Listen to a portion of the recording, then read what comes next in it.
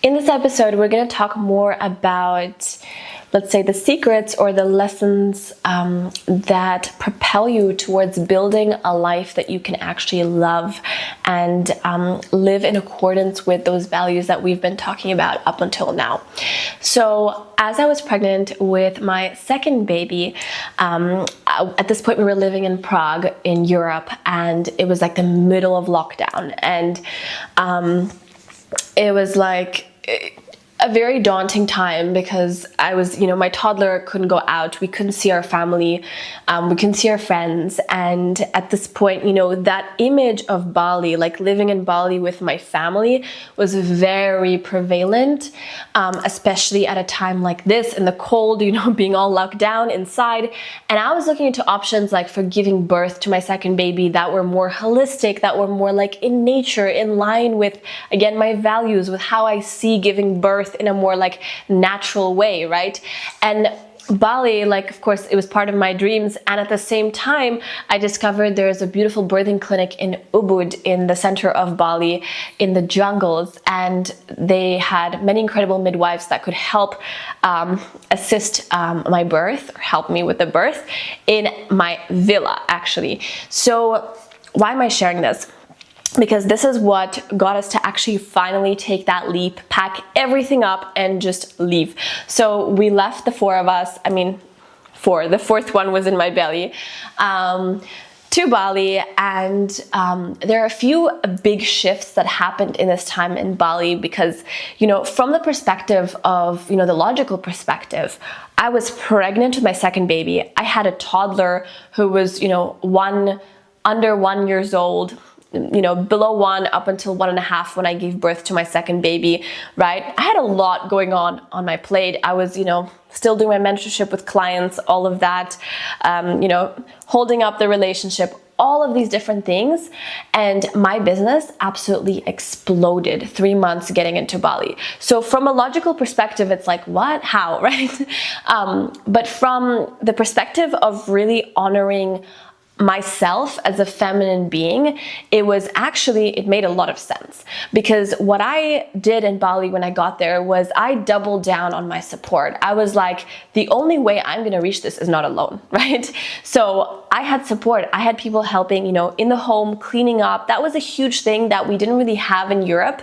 And I had someone helping, with my little toddler, and I felt overall supported. I had someone else helping, cooking meals for me that were nutritious, that gave me a lot of energy, right? So this is a big one, is shifting your belief system around asking for help. So where in your life right now are you kind of shying away from or feeling resistance around asking for help? Because a lot of the time we're taught that asking for help can be something negative. It can look on the outside as, you being weaker or not as dependable, right? But actually, on the contrary, like, motherhood has taught me that it is only through support, especially for us women, that we can make things happen in a way that is most aligned for us, in a way that doesn't take away our energy, in a way that doesn't deplete us in any way, right? So after giving birth to Leia, my second baby, within 2 months, I had the highest month ever in my business. I had made like multiple 5 figures that month. And I was like, my mind was blown, because it did not feel like I was doing much, to be honest. But the key things that changed was the support system, and also my beliefs around money, abundance, all of this were really just kind of like at this point taking full shape, because I started doing this work back in London, but here is where I really allowed like this new belief system that I kind of inputted, let's say, to take shape, and not just through the form of beliefs, like in terms of like mindset work, but in my first pregnancy, I started tuning into my body much more. And what I started doing much more is moving my body. So I started getting more in touch with, let's say, my hips, right, which is a really important area for women because we store a lot in our hips. And I started to listen more to my emotions. So in Bali, I actually had that space thanks to the support system, to tune into my emotions and to really tend to them. So what we will do a lot of the time, especially in our business, is we will feel an emotion come up, we will suppress it and say, no, I gotta do this first. But what I did in Bali, which changed everything for me, was no, let me see this emotion. And so what I would allow the emotion to come up, I would feel through it. It would take me 2 minutes maximum. And within that time, so much space cleared up for me to be able to do the next thing, right? And so much inspiration and creativity opened up as well. And so as I mentioned, like with the first pregnancy, I started doing much more like dance, right? Dance, and I started getting more into nervous system work. And what I realized is that this whole time in London, I was doing a lot of belief system work around money, around success, all of this, but that wasn't enough because I was still seeing like these ups and downs, ups and downs, ups and downs when it came to making money through my business, right? And so as I started doing more body and nervous system work, I was able to actually stabilize the numbers, let's say, right? I was able to increase my wealth capacity. So how much my nervous system was able to hold in terms of money, because money, is a form of energy, right? And so a lot of the time we have a lot of nervous system patterning around like where we associate danger, stress, things like that with money.